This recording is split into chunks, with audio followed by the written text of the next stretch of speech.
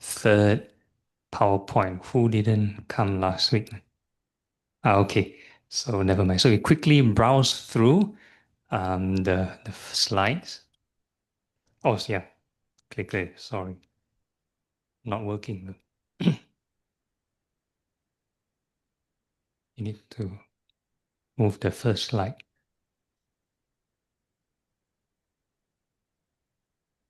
Okay. Ah, yes, it works already. Okay, so we talking about these impurities of the body meditation or mindfulness of the body. So the purpose is to reduce craving or promote detachment of the body. So mindfulness of the body, there are 6 kinds. So we are still halfway through this one. So probably we'll cover this in the later part of the lesson. Okay, so there's this portion of mindfulness of the different parts of the body. So in our routine, we just cover the external parts. We don't have to think of all the organs. So these are the full spectrum. Okay. So the sutta talks about if you practice this contemplation the whole day, you also can reach enlightenment. So any meditation object, if you apply the Noble Eightfold Path, can lead to liberation. Okay, so we talked about this already. And traditionally, the impurities of the body meditation is more for insight and practice detachment, not so much on building up concentration. Okay, also we covered the 4 elements. So in our routine, we just feel the sensation, the perception of the hardness. And the water element would be this liquid sensations.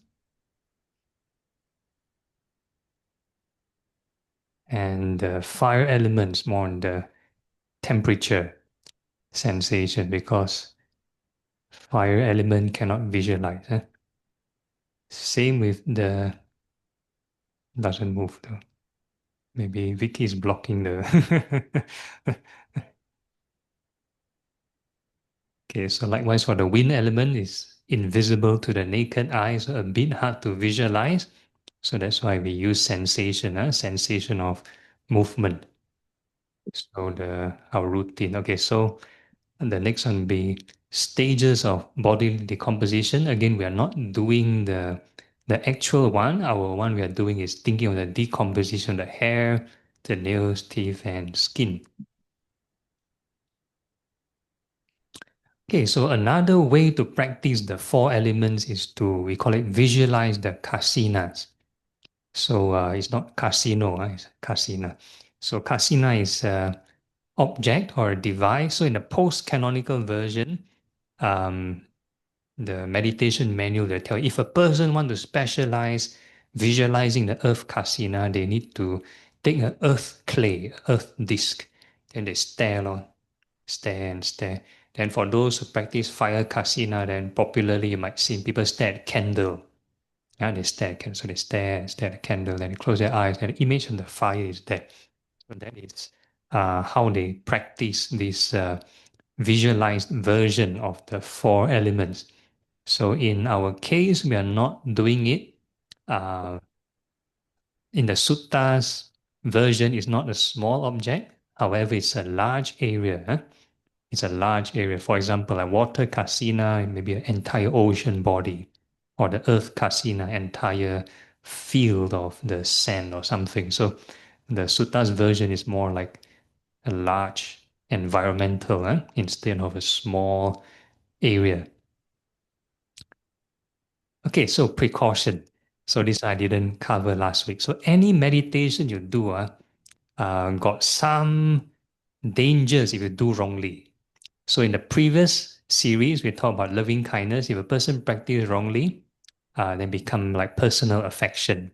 Like there are some accounts of people practice loving kindness until fall in love with the person they think of. Or they practice compassion until depression.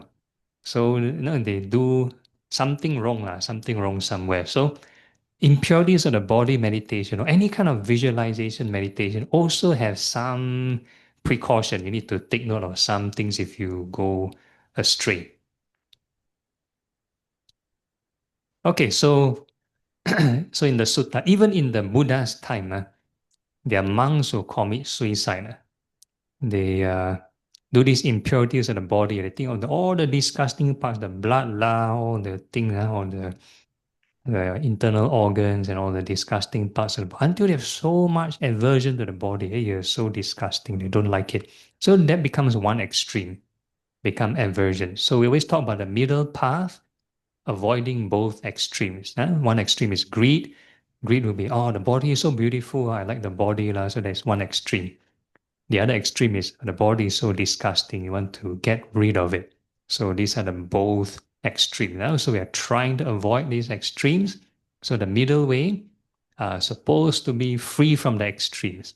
So of course, in the Buddha's time, there's a group of monks. They kind of uh, committed suicide. So in those days, the precept of killing wasn't fully formed yet.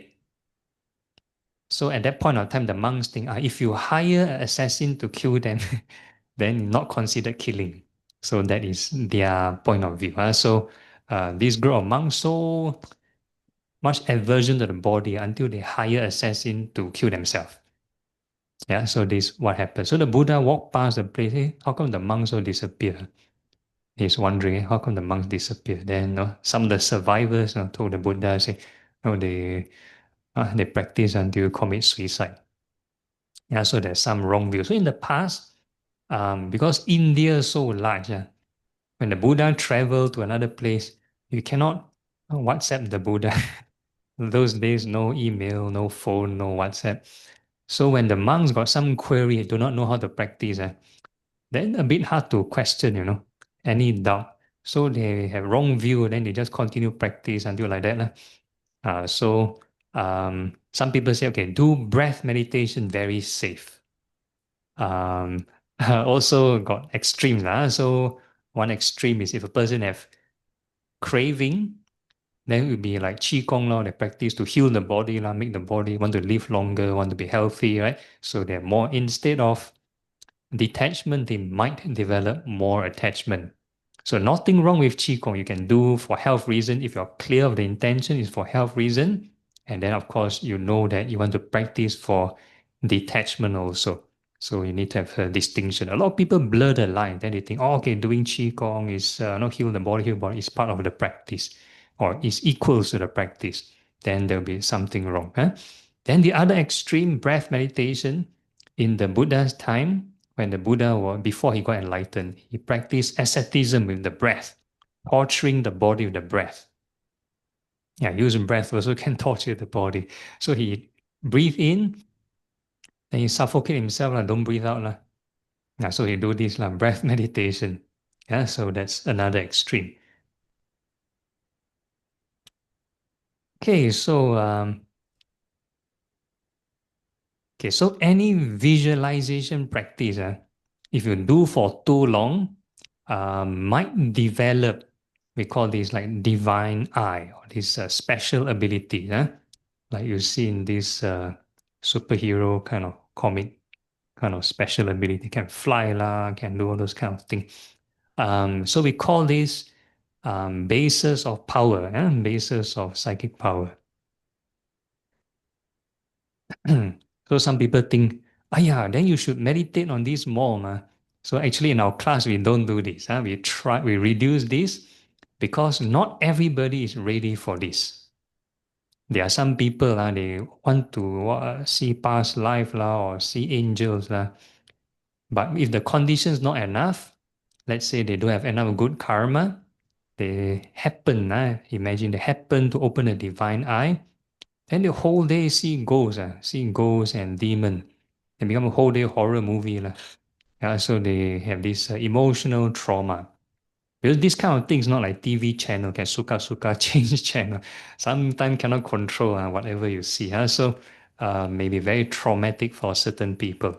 So this one is, we call it over visualizing. Like some people when they do Asubha meditation, or rather most traditions that practice Asubha meditation, they'll try to like stare at the image the whole day, like skeleton. They visualize skeleton the whole day. They don't think of impermanence. They just think of skeleton the whole day. So this is actually part of this visualization exercise to develop this ability. So in our routine, we don't do it like the very long time. We just wish it well and happy, and then quickly move on to the next part of the body and the next area. So that's our routine. Okay, so this is the end of this class. Any questions before I move on? Yes, one question.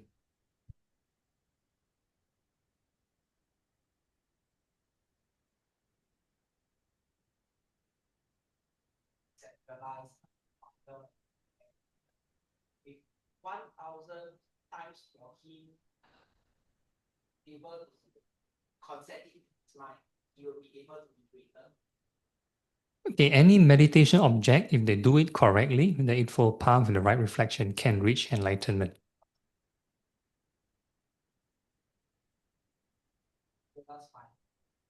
No, in our routine, we don't do that. In our routine, we don't do it. But maybe for other people, they have. Yeah. Hmm. Okay. Yes.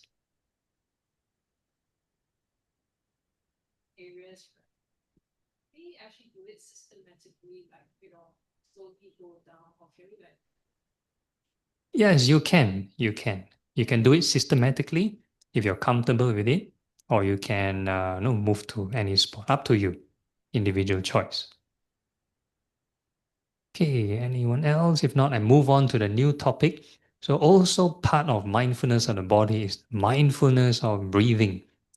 So I normally don't teach this in the first lesson because mindfulness of breathing very technical. Got 16 steps, 1 6. So you see really also like blur. So for um, beginners, we start off with loving kindness, impurities of the body. Then later on, maybe if when you're ready, then we do the breath meditation. So again, introduce the theory first. Huh? Okay, so popularly people use this Anapanasati Sutta, which is mindfulness of breathing. So it's a long sutta, so I'll just break down the important points. So the Buddha introduced the breath meditation with its objectives. So the first one is the Buddha praised mindfulness of breathing because he himself, the Buddha himself, used breath meditation to reach enlightenment. So he praised this method. Um, okay, then when if you do mindfulness of breathing, it will bring about the four frames of reference to their culmination. Okay, so this term, four frames of reference, is Ajahn Tanisaru's translation. So the more common translation is the four foundation of mindfulness. So he translates into four frames of reference. So you have four things: mindfulness of the body, mindfulness of feelings, mindfulness of your mind states, and mindfulness of the Dhamma, the phenomenon. So there are four things.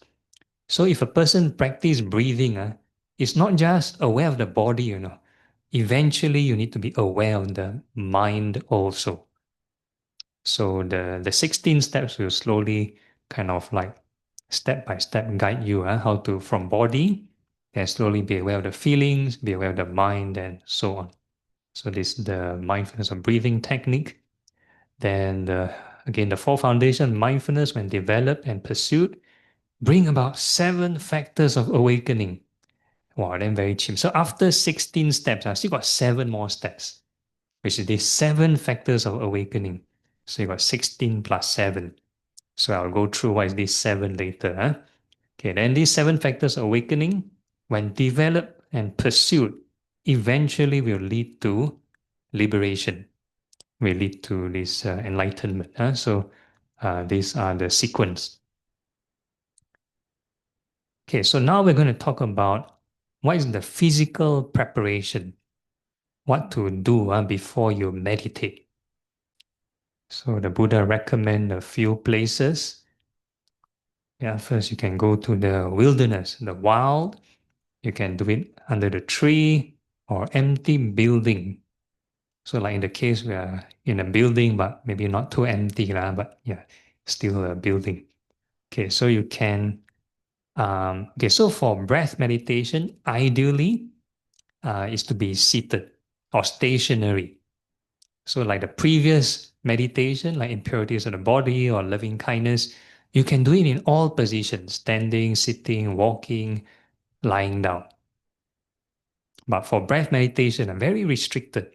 So a lot of people, when they learn like breath meditation only, then they only stuck to one position, which is sitting. So after the session over, they need to stand, they need to do other things. Then they tell you, cannot meditate anymore. Or they tell you, no time for sitting, so no time to practice. Yeah, so that's why we use multiple meditation objects because you need to cultivate wholesomeness when you are on the go also. Yeah, so different meditation object is to like solve different problem. It's just like when you makan, you need to use different utensils. Like you can, for example, if let's say a person eat noodles, probably they need to use the chopsticks. But if you drink soup, you cannot use chopsticks. You might use something else, a spoon or something. So same thing, different meditation object got its pros and cons.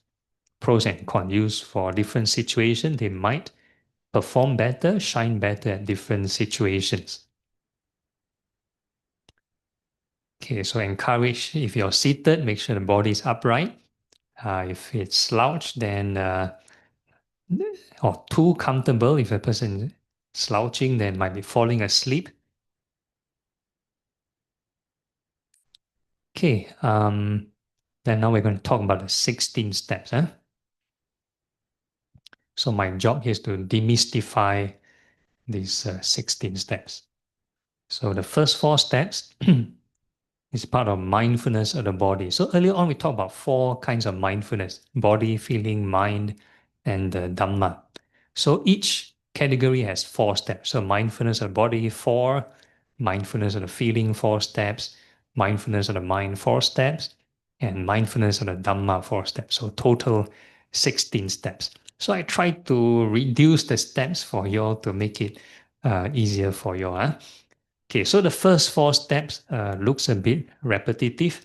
First step is if you breathe in long, breathe out long, you must know. Yeah, then the second one is you breathe in short, breathe out short, you also must know.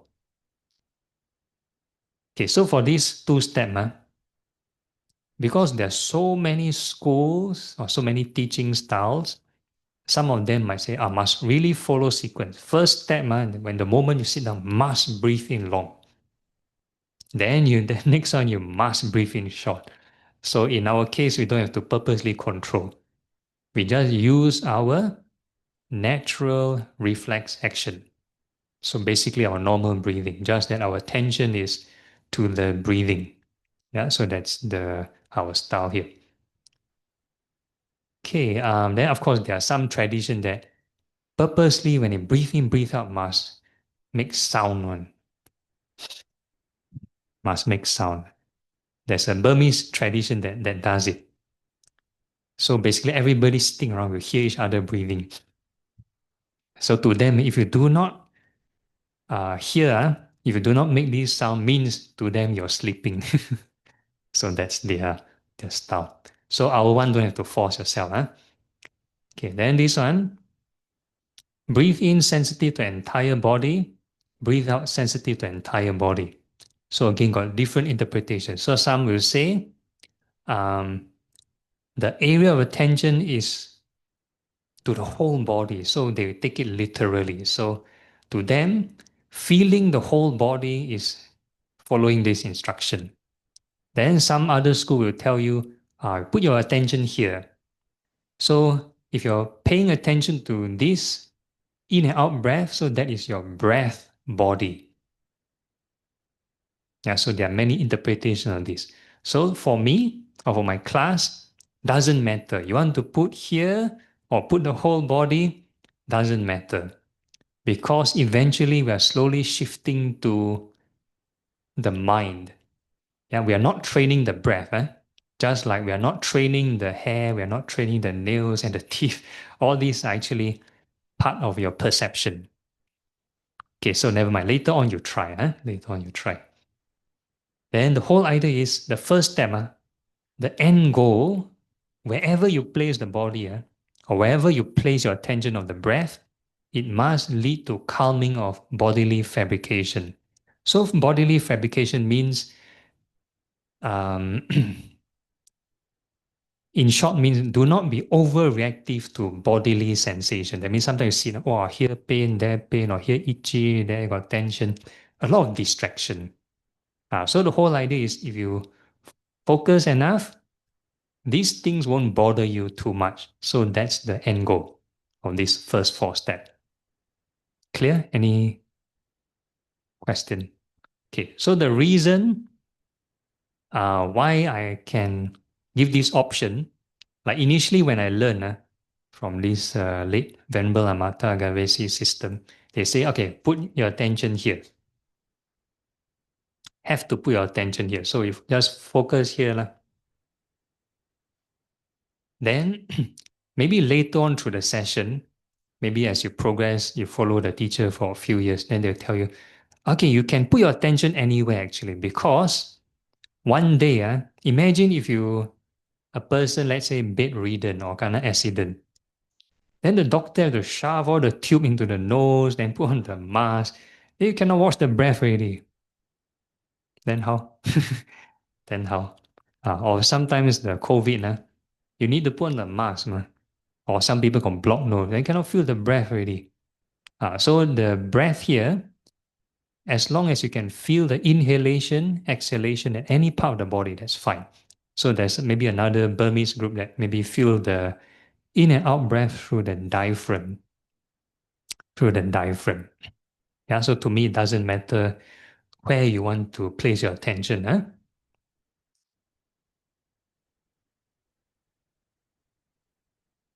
Okay, so this one, so as long as you stick to a particular area, so let's say if a person want to stick to here and then stick to here throughout the whole breath session, you don't jump here, jump there, then cannot calm the mind. Yeah, so you just stick to one. So if you want to feel the whole body, just stick to the whole body. That means you don't jump here, jump here. Just stay in the entire area. So that's the whole idea. So the whole detachment part of the body will eventually lead to mindfulness of feelings. So the first two mentioned, breathe in, sensitive to rapture. Then of course, breathe in, breathe out, sensitive to pleasure. So these two still not yet jhana, still not yet concentration, because haven't calmed the mind down yet. Haven't calmed the mind down yet. So we call this mindfulness of feelings. So feelings, in Buddhist classification, you got three types of feelings. Either you have pleasant feelings, unpleasant feelings, or neutral feelings. So in this particular step, it's still geared towards samatha practice. So in vipassana practice, we are supposed to observe impermanence, impermanence of feelings, be it pleasant or unpleasant. But in this case, they are asking you to focus on pleasant feeling, rapture and pleasurable feelings. So the whole idea of this pleasant feeling is to give the mind incentive not to run around. If your breath is very boring, then the mind will jump to stray thoughts. Your stray thoughts more interesting. Right? So the whole idea of this pleasant feeling is to make the mind want to come to the breath. Come to the breath. So there's an incentive for the mind to come to the breath. So this is the two step. Okay, then this one, sensitive to mental fabrication, then calming mental fabrication. So basically these are the stray thoughts. So the more you focus on the breath, you will find out that, hey, there's a struggle. The mind like to run to stray thought. But then if the mind is so contented with the breath, you kind of ignore the stray thought. So that's the second phase of calming. So the first phase of calming is not affected by bodily fabrication. Then the second phase of calming is not affected by your stray thoughts. It's not that no stray thought. You still have stray thoughts, but basically you kind of like ignore it or not affected by it. I give an example. Just like taking public transport, the bus or train full of people. Then imagine all of them talking, talking, talking. Do you need to go into the conversation and interact with them? Don't have to, right? You just mind your own business, lah. So something like this. So the mind, we have lots of inner chatter or lots of movies playing, a lot of thing, visual image. Don't care. Don't care. So the whole idea is don't care. Just come back, um, make the breath pleasurable. Okay, so our routine to make the breath pleasurable, we have to generate right thought. That means you have to wish the in and out breath well and happy. So it's very similar to our previous routine, wishing the four elements well and happy. So what we are doing with the four elements is very applicable here. Wishing the in and out breath well and happy. Okay, can't move. Okay, all right, it's moving now. Okay, then the next four steps will be mindfulness of mind. So after the mental fabrications start to, you kind of ignore it, then you can slowly calm the mind. So for example, the initial phase, when the mindfulness of breath, body, some people fix the attention here, for example, doesn't mean the mind is unified, not yet.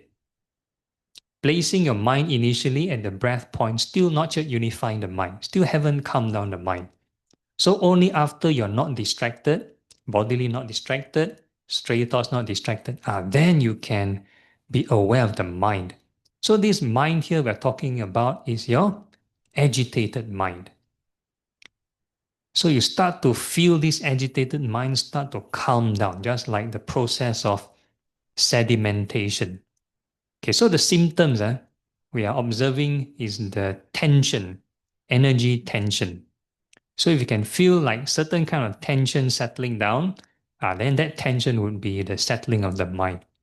Okay, how many of you here in the previous few sessions can feel the settling of the mind? Maybe the regulars. Anyone else who totally cannot feel any kind of tension coming down, settling down? Cannot feel. Okay, never mind. So probably we take this time to familiarize with this. So the whole idea is the first two part, not to chase any image. So once we reduce the distraction, then it's easier to observe the mind.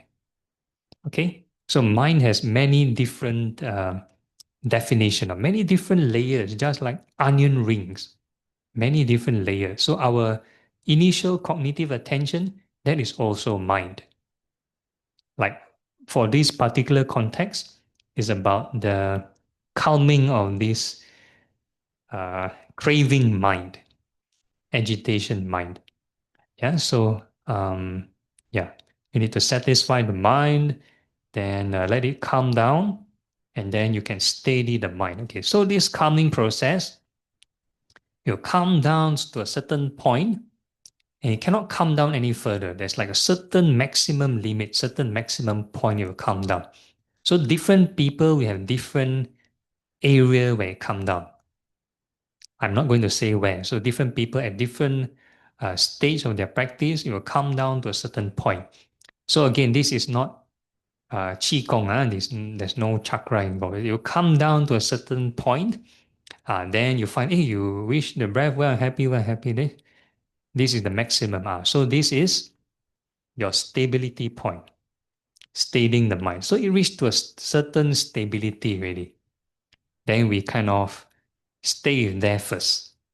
So we call it like building potential energy, just like a spring. You hold down the spring, then got certain potential energy, then you release it. So this part, releasing the mind. Okay, so this releasing the mind is not yet liberation. Releasing the mind is letting go of this calm mind. So this process is still a samatha process. Huh? And this particular step, releasing the mind, not many people teach, not many systems teach. So this is about entering the different levels of concentration, different levels of, we call it the jhana. So I'll talk about it depending on time, the later part. Yeah? Okay, then the last four steps. Then is the vipassana portion, the wisdom or the detachment phase. Yeah, we talk about this focusing on inconstancy, focusing on dispassion. Yeah, so this one focusing on impermanence, lah, basically. Huh? So you breathe in, breathe out, and we think of rising and passing. So if a person want to do samatha first, if let's say they want to do this step or want to experience or differentiate what are different levels of concentration or different states of mind, ideally shouldn't do this first. Huh? It will confuse we call it the emotional states. So this one normally we do it afterwards. Afterwards. So when a person think of impermanence, the detachment process will produce a different set of spectrum of emotions. So I'll talk about it later. Things like, okay, so if a person continue to think of impermanence, it will lead to detachment. Huh? The mind will kind of calm down. Okay, and this detachment process will trigger this thing, 7 factors of awakening. So I've covered 16 steps and now these 7 steps. Okay, so before I move on, any questions with the 16 steps?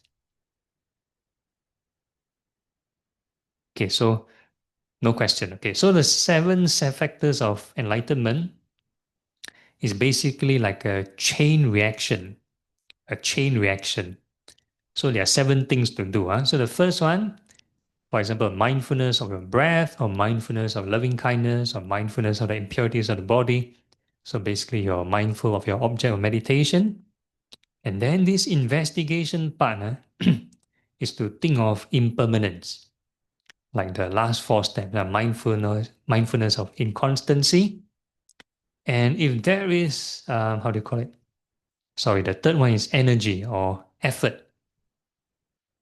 So these 3 things need to come together. You cannot say, "Aya, you listen to this talk, this teacher, he say, yeah, makes sense. So you agree with me for 1 second. Then after you agreeing me for 1 second, then you just start to go back to square one, start to daydream. Then basically there's no effort. It's just one moment or 1 second of right thought. Right effort here means continuation. That means you every moment continue thinking of impermanence, impermanence, impermanence, impermanence. Just like, for example, boiling water.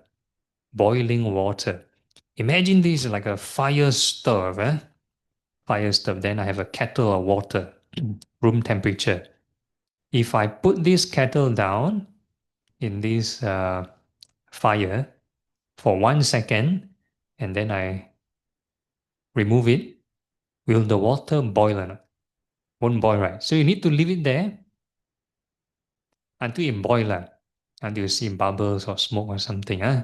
So effort is something like this. So the boiling point is actually this one, rapture. So when you do the first 3 things correctly, if then detachment will take place, and then a certain kind of joy will suddenly appear by itself. So you're not feel like you're not forcing out the joy, you're not faking the joy, you're not like deliberately inputting the joy, but it will appear like a byproduct. Yeah, so this is the rapture part. So the first 3 is the cause, and the next 4 is more like the byproduct, the effect. Okay, and then this rapture won't last like for a very long time. It's like a short phase. And once it disappears, you move on to this thing called tranquility. So basically, you can take it, tranquility is the absence of rapture, a kind of calmness. And once that calmness, you continue to be mindful of impermanence, you continue the first three, then you lead to concentration. So this calmness will kind of intensify. Will kind of intensify. So the intensification of this calmness, we call it concentration. And then it lead to equanimity, the stability of the mind. So this seven step is not the jhanic concentration, it's the insight, vipassana, stages of insight. So at any point of time you experience any of these, rapture or tranquility or whatever, if you stay down here and you forget to think of impermanence, you forget to continue generate right thought, then very fast you go stun, downslide, backslide to back to square one. So that's the trick to it. So sometimes you experience something nice, wow, so peaceful or so enjoyable. Then you chase you follow, then very fast gone. Then the mind start to have stray thoughts again, start to daydream again. So the whole idea is continue to boil the water. No matter what you experience, no matter how calm, how peaceful, continue to think of rising, passing, rising, passing, rising, passing. So that's the trick to it. Okay, so experiencing any of these, still not yet enlightenment. Still not yet enlightenment. You need to cultivate further. Cultivate further. So the last four steps, sorry. Yeah, so earlier on in the introduction, the four objectives, if a person were to develop this further, then eventually will reach enlightenment. Yeah. So of course, how long or how fast depends on your. So this venerable Sariputta, the right-hand disciple of the Buddha, mentioned that these seven factors is the gateway to the Dhamma, the gateway to of Buddhism. So any meditation you practice, be it impurities of the body meditation, breath meditation, loving kindness meditation, should trigger these things. Because this one's supposed to reach awakening. So if you practice any meditation and doesn't have this thing, then it may not be a Buddhist meditation. May have some other objective. For example, like Qigong, just to heal the body only. So this one is um, Buddhist meditation. Need to have these seven factors of awakening. Okay, so I quickly, briefly go to the next sutta. It's called the Dipa Sutta. So it talks about the same 16 steps, but from these 16 steps, it will lead to the various jhana. So earlier on, we talked about releasing the mind, right? Yeah, but the Anapanasati Sutta never covered this. So I have to reference with another sutta, this Dipa Sutta, that talks about these jhanas. Okay, so I don't want to cover this.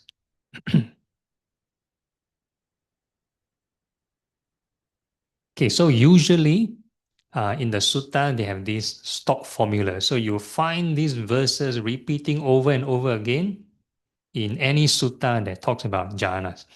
So the first level of concentration, or rather to enter these different levels of jhanas or concentration, a person need to be secluded from sensuality, secluded from unskillful qualities.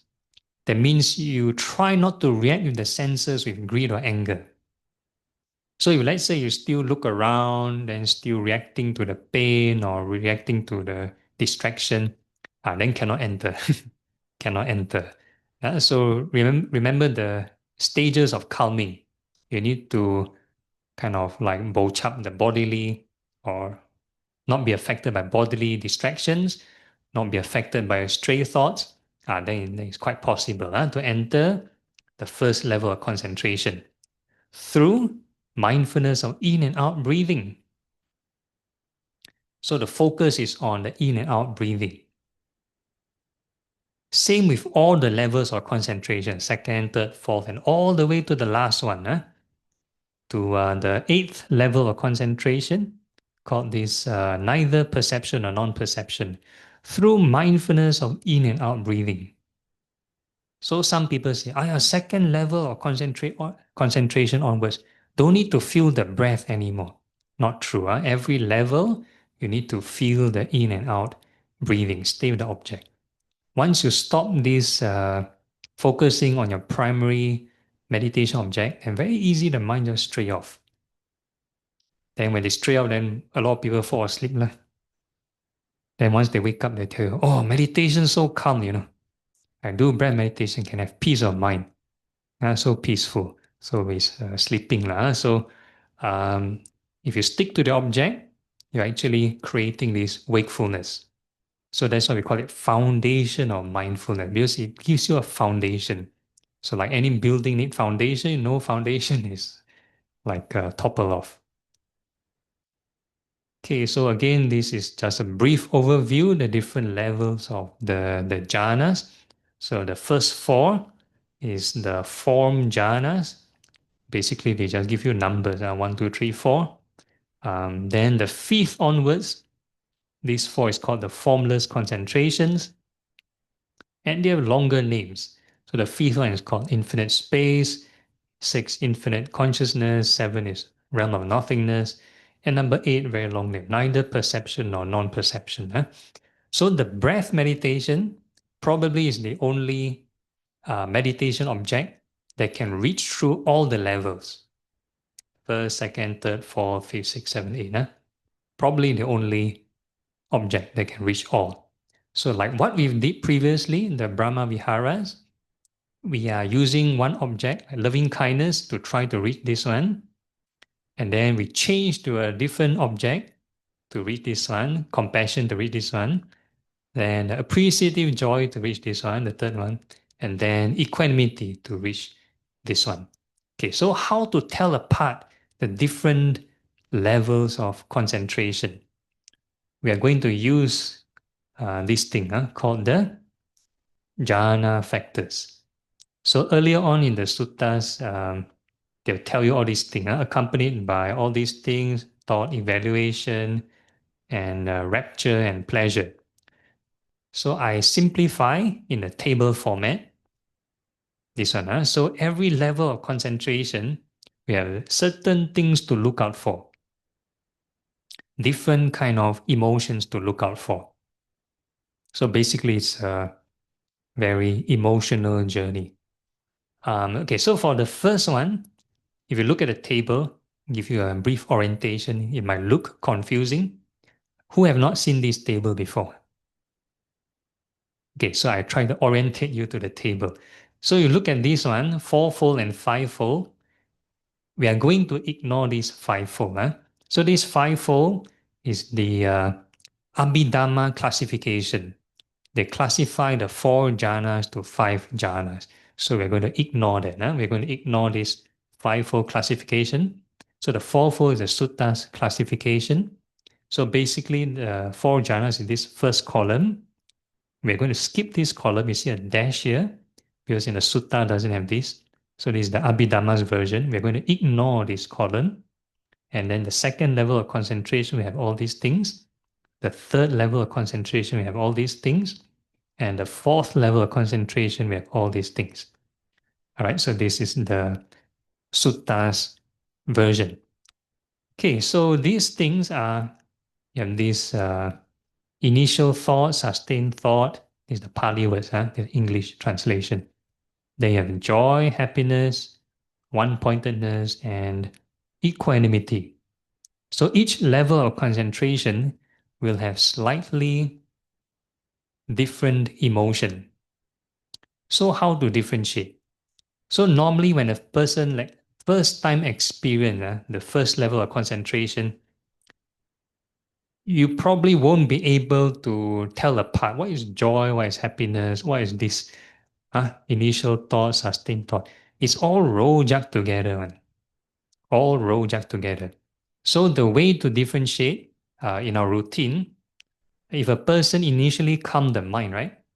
Before they release the mind, we call this your neutral baseline state. So you remember this emotion first. That means zero jhanas. That means haven't reached any concentration. So in the neutral state, no pleasant emotion. Huh? No pleasant emotion yet. And once you release the mind, you just observe what's the emotional difference now. So if it becomes more pleasant than the neutral state, then this will be the indicator for the first level of concentration. So for beginning, we use this first. And then the same thing, we keep on wishing the in and out breath, well and happy, to calm the mind down. And then you kind of familiarize with this emotion first.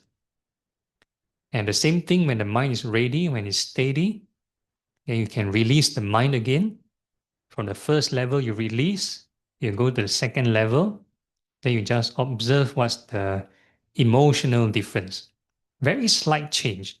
So again, this thing will disappear, and then you experience the second level we have joy and happiness.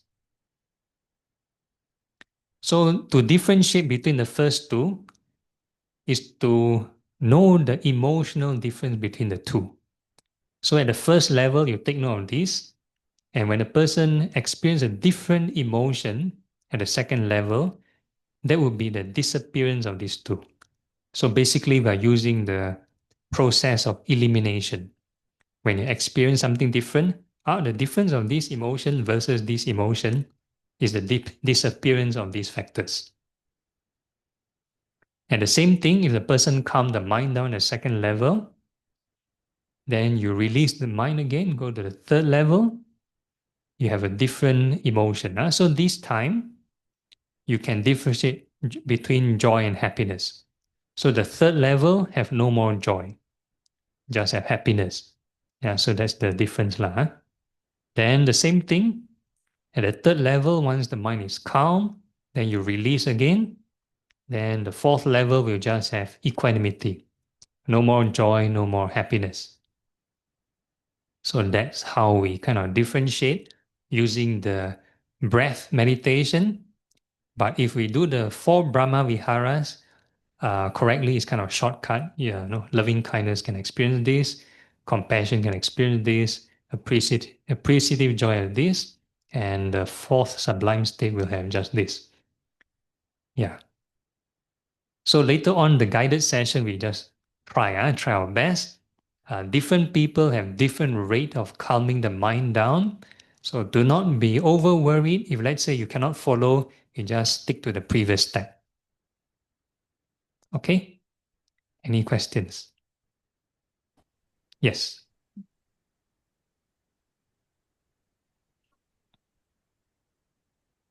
Uh, Bante, no, okay, somebody is asking a question. How to differentiate between joy and happiness. So when a person, when they later on the guided meditation, if a person experience this emotion, you just remember how it feels, that's all. Remember how it feels. So when you release the mind again, it will naturally evolve to the third level. And it will have a different emotion, a different pleasant emotion. So the difference of the pleasantness would be the disappearance of this joy. yeah, Bante, Yes, one question. I'd like to know, Bante says releasing the mind. What happened? How do we release the mind? Okay, so this one have to do with the 16 steps of breath meditation. I'll guide you all later on through the session. So the first phase of calming will be keep on wishing the in and out breath well and happy until you kind of ignore the bodily pains and distractions. Then continue to wish the in and out breath well and happy until you're not affected by your stray thoughts. So that's the second phase of calming. Then the third phase of calming is once you're kind of not affected by stray thoughts, then you'll be more sensitive to the mental energy or this mental craving tension. So this tension will settle down somewhere to a certain stability point. So until when the mind is stable, then you can release the mind. Okay? So But hopefully, I still don't get it. What is it yeah, that you later use? on when we sit through, then hopefully you can experience it because this is an experiential thing. So words is one thing, uh, the instruction or the experiential part is a different thing. Yeah. So hopefully we try to synchronize this.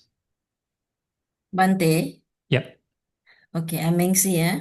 Now, Okay. in this table that you have shown, that we see now, Yeah. the Vitaka and Vichara, is it not, present in the second, third, and fourth stage of the jhanas, or is it automatically by default? It's already there. Okay. So a lot of the translators Hmm. or the main translators for Vitaka and Vichara will interpret it as thinking of your meditation object. So they Okay. will come in from like a very academic point of view, may not come from a meditation experience point of view kind of interpretation.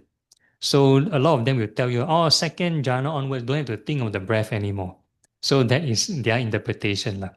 Yeah. Whereas if let's say you really want to follow the suttas steps, you release the mind, then the second level, we have a disappearance of this vitaka and vichara.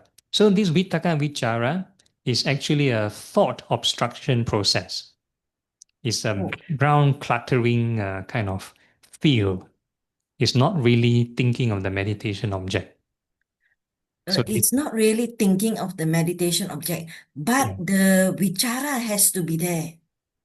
Oh no, no, no. No, no, The also. second one disappeared. Mm. Oh, it Vitaka, vitaka. disappears already. So So automatically the joy will come in without having the mind to hold on to sustain the meditation object. throughout all the session, you need to think of the meditation object. So what I'm saying here is that there's a translation issue. I see. Yeah, so Okay. the academic version, the people who cannot enter jhanas will tell you vitaka and vichara is to think of the meditation object. Mm. Yeah. So by right, in practice, we are supposed to think of the meditation object throughout all the levels of concentration. Yeah, just like in this Dipa Sutta. Every level, you need to think of the in and out breathing. Okay. One more question. Just now, steps 13 to 16, 13, 14, 13 to 16. Now, the entry into the Vipassana stage, which means that the mind actually needs to start thinking process. Um, okay, so last time I used to combine the Vipassana together, but Yeah. because of this thing, seven Uh, factors awakening, sometimes people cannot differentiate because this is a totally different emotion. The rapture here mm. is different from the jhanic rapture, different from the jhanic joy. So once a person experiences this, then they won't be able to tell apart what are the different levels of the jhanic concentration. So we normally now do it afterwards.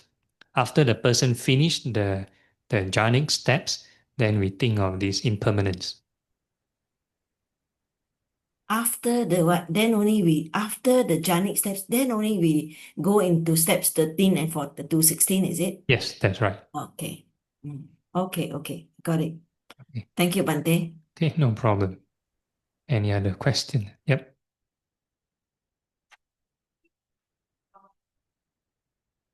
Um, okay.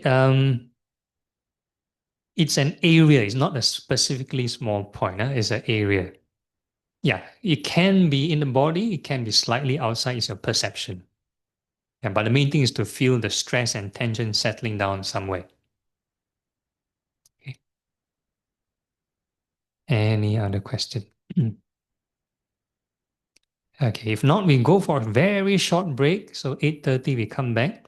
There's very short time. Not sure whether we got time to do any of this. Find a comfortable sitting posture.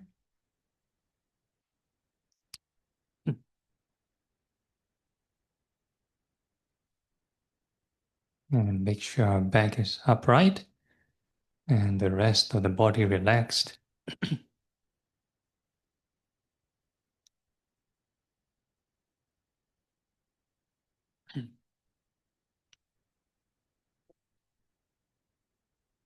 And we are going to find the area where you want to feel the in and out breathing. So there are a few options. You can use a very small point, like for example below the nostril, above the upper lip, or you can use a diaphragm, that's another small point. Or you can use, if you think you're more advanced, you use a larger area, the entire body. Or if you're more advanced, then use call it open awareness. So maybe for beginners, I would recommend a small area first. So once you determine a spot where you want to feel the in and out breathing, then you just place the attention there throughout the whole session. So we are not forcing, just in gentle attention, and make sure you're able to feel the in and out breathing.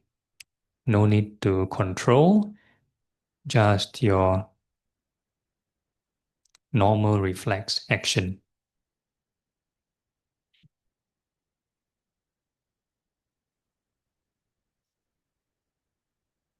So breathing in and out by itself, there's no Dhamma value. Any person can breathe also. So to add Dhamma value, have the right thought. So we inhale the time, we need to wish the breath well. Whenever there's exhalation, then we wish the breath happy.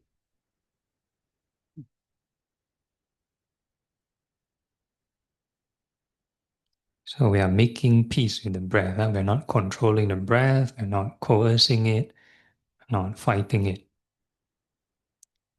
Make friends with the breath.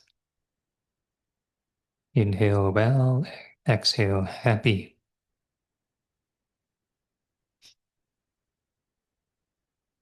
And then make sure you keep on repeating, intentionally repeating. And the mind must be able to hear yourself reciting.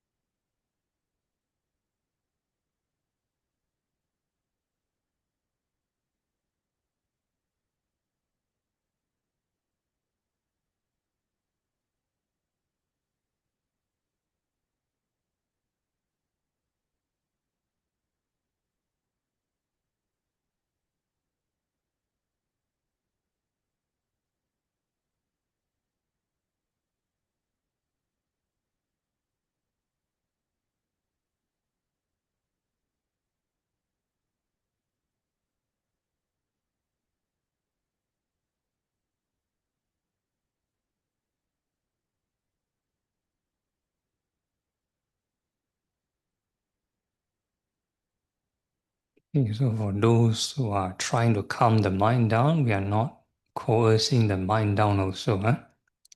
We are not doing any qigong to push the mental energy. So the focus, emphasis is on the right thoughts, wishing the in and out breath well and happy, and the byproduct will be the mind settling down by itself.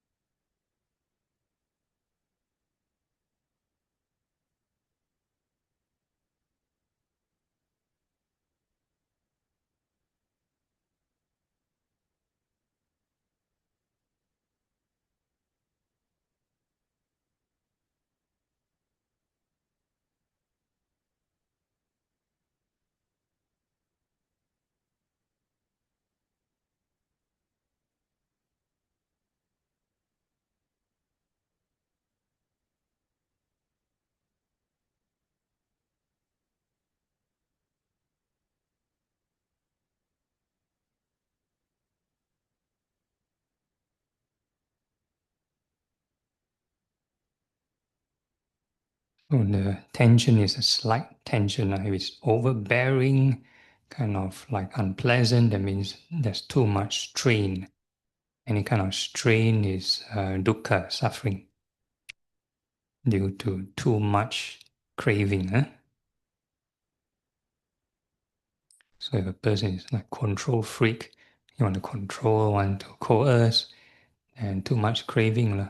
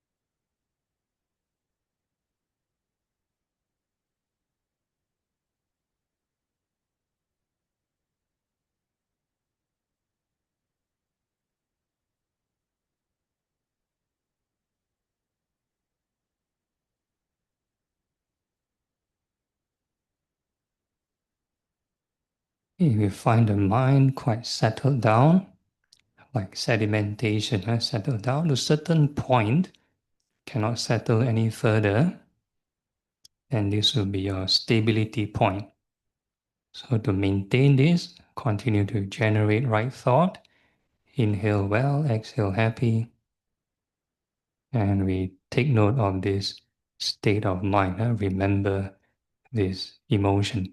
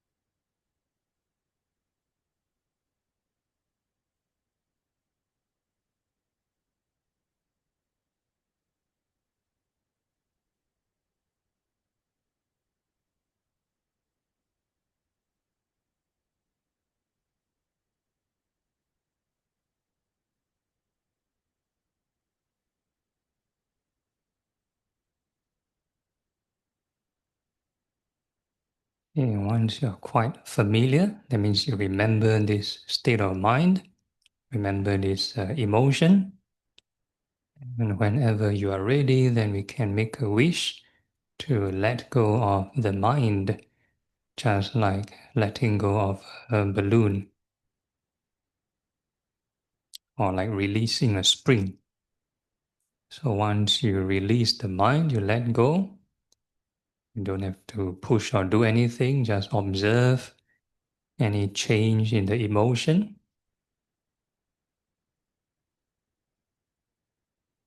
or any change in this mental tension energy that accompany this emotion.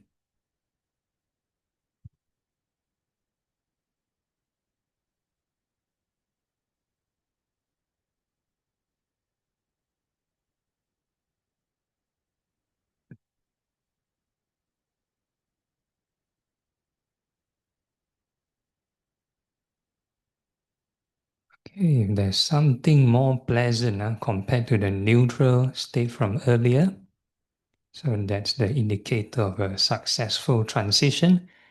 So you're at the first level, that's the indicator. So we multitask, we take note of this emotion and continue to wish the in and out breath well and happy, for the craving tension to settle down. So the mental energy that accompanies the emotion is one thing, the craving is another thing. Huh?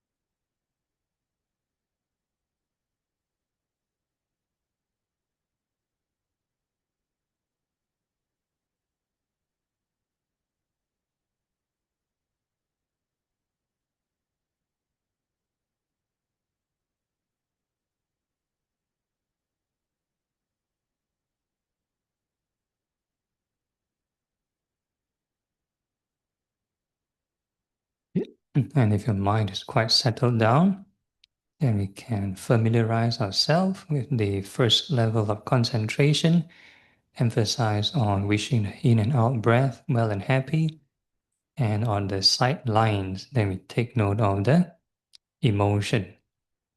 So this wishing the in and out breath well and happy is part of mindfulness of the body, and emotion part is mindfulness of mind states.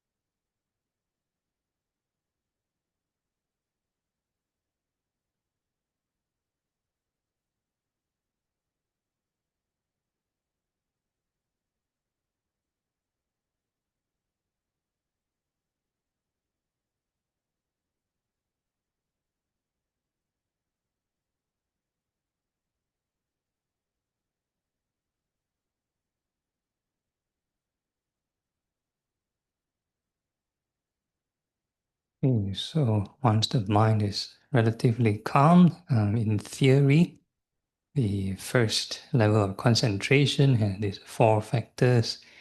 It's initial thinking, sustained thinking, joy, and happiness. So if you cannot differentiate them now, never mind. Huh? Just take note of this emotion, or remember how is it like. And once the mind is calm, whenever you are ready, then you can make a wish to let go of the first level, just like letting go of a balloon. And once you release the mind, you just observe how it evolves naturally by itself. Observe any change in the emotion.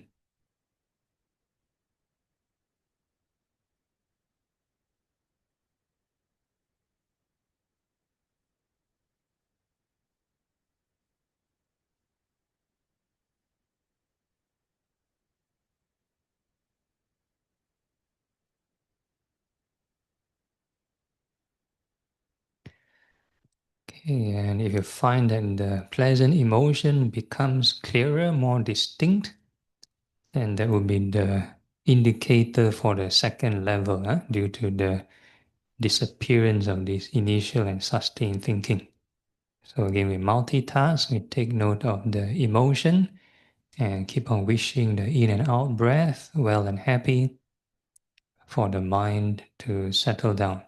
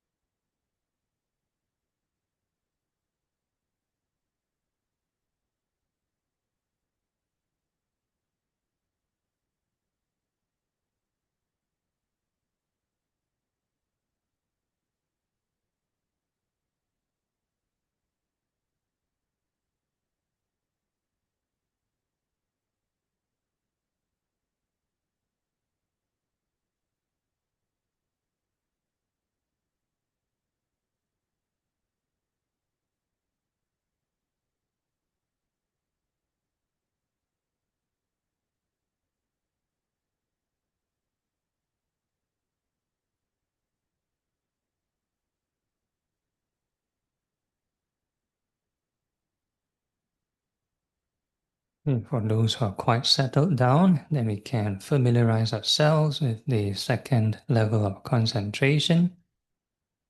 Emphasis is on wishing the in and out breath well and happy. And at the sidelines, we take note of the emotion.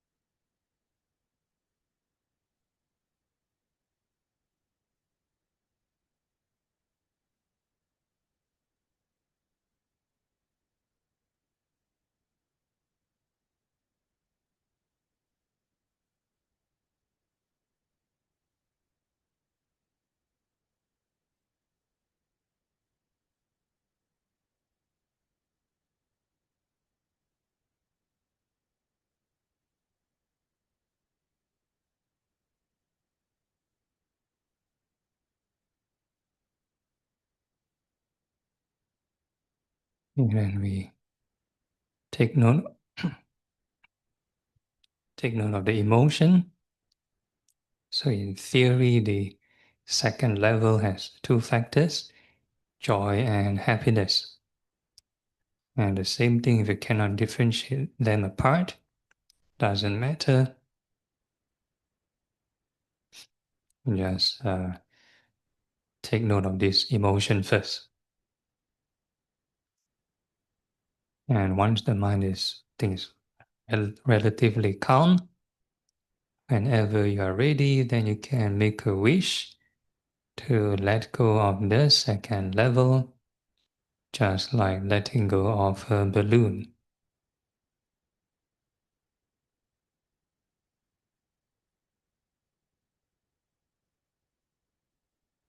And once you release the mind, you just observe any change in the emotion.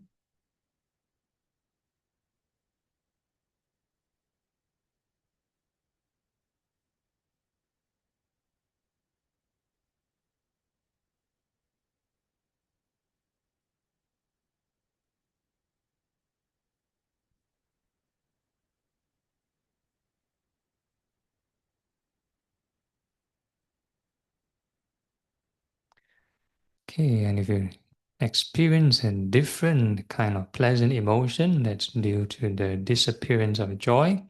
So now left with happiness, and we're going to multitask, take note of the emotion, and keep on wishing the in and out breath well and happy for the mind to settle down.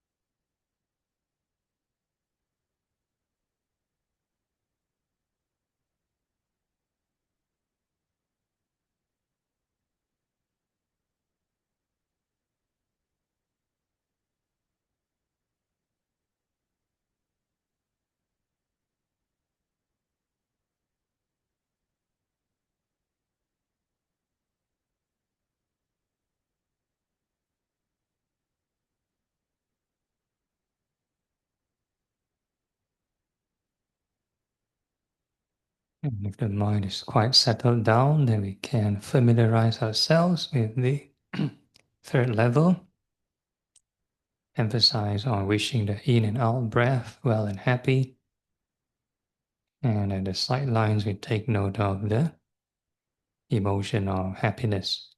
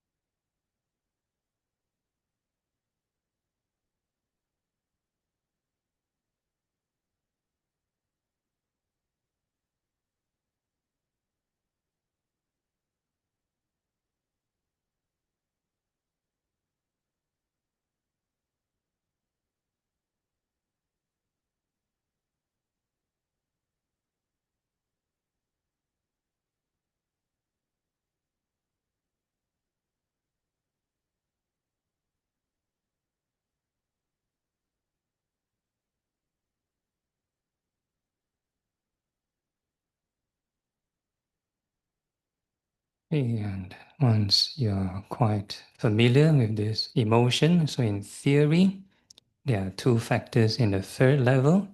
There is happiness and a bit of equanimity. So there's these two factors. So the same thing, if you cannot differentiate them, doesn't matter. And whenever you are ready, then we can make a wish to let go of the third level, just like letting go of a balloon.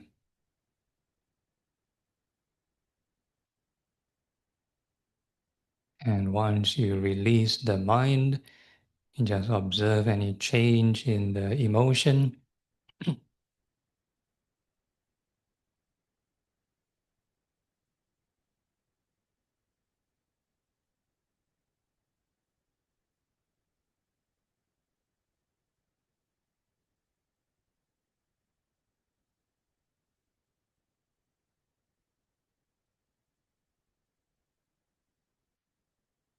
If you experience something like refreshing, maybe more alert, neutral emotion, no joy, no happiness, then we call that equanimity. So that's the indicator for the fourth level. Then now we're going to multitask. We take note of the emotion and keep on wishing the in and out breath, well and happy, for the mind to settle down.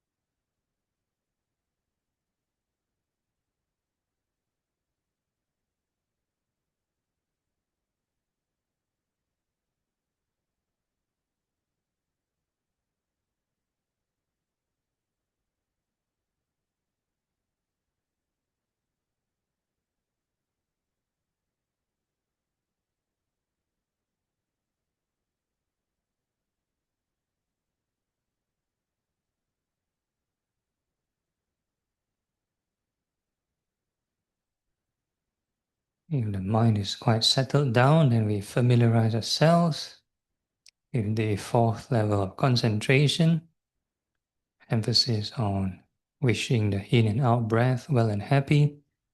And at the sidelines, we take note of the emotion of equanimity.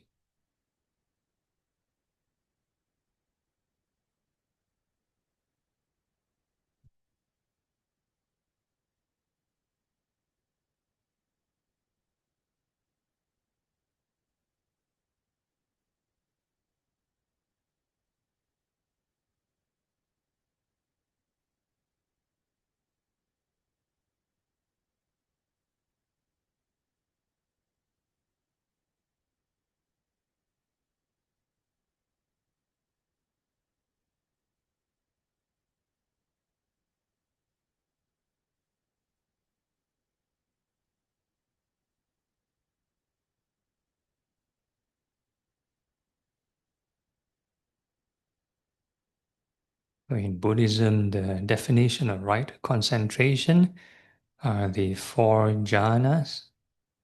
Reason being, the fourth one has equanimity, which kind of like strengthen or kind of recharges this mindfulness.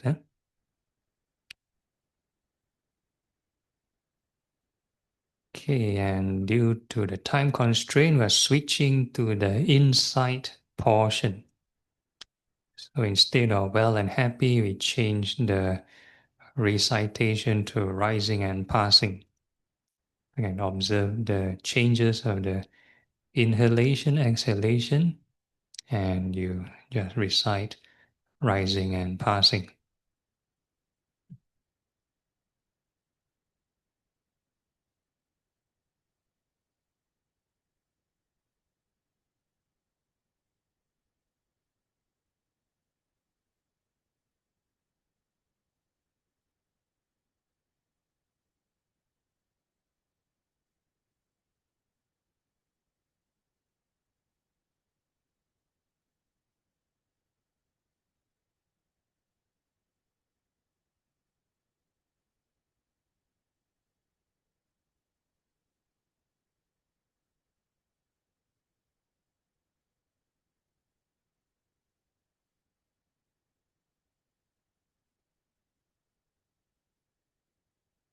So the wisdom route or detachment phase will again have a different spectrum of emotions.